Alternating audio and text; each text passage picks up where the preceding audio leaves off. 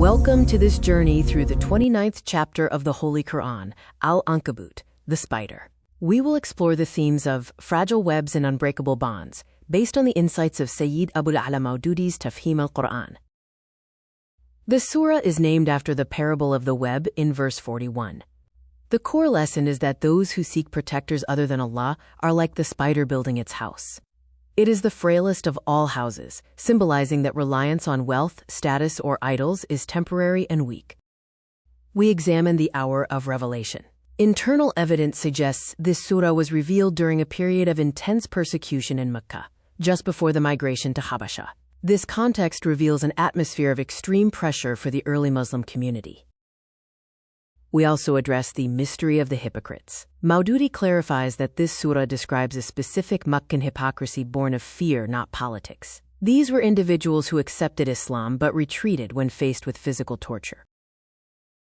The atmosphere was the furnace of Mecca, where believers faced severe torture and social boycott. The surah's purpose was twofold: to fortify the sincere believers with iron will and patience, and to shame and warn the wavering and the opposing chieftains. The parental paradox addresses the conflict young converts faced, often involving emotional blackmail from parents. The divine verdict is that while goodness to parents is mandatory, the duty to the Creator precedes the duty to the creation, especially if they compel polytheism. Some tribal elders made the false promise, "We will bear your sins," to coerce new Muslims back. The divine rebuttal confirms that no one shall bear the burden of another. Misleaders will carry their own heavy loads plus those they misled, but cannot save anyone. The surah provides the thread of history as encouragement.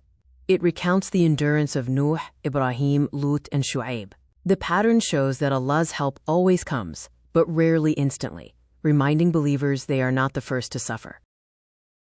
The surah emphasizes the necessity of the test. The Quran asks, do people think they will be left alone because they say we believe and will not be tested? Persecution separates the sincere gold from the hypocritical dross. To the oppressors, the surah warns against the illusion of immunity. Historical evidence, such as the ruins of, quote, Ad, Thamud, and Qarun, shows that power is temporary. The spider's web of their strength will snap when the appointed time arrives. The wide earth of Allah offers an instruction.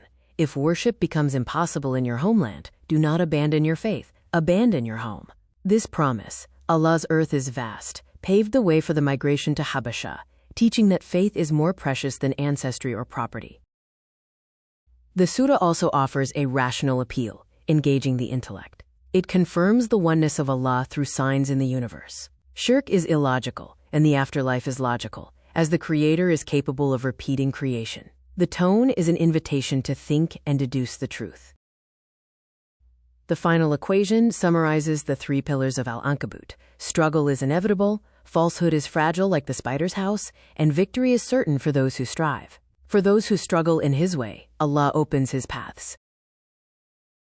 The surah concludes with a promise for the striver, and those who strive for us, we will surely guide them to our ways.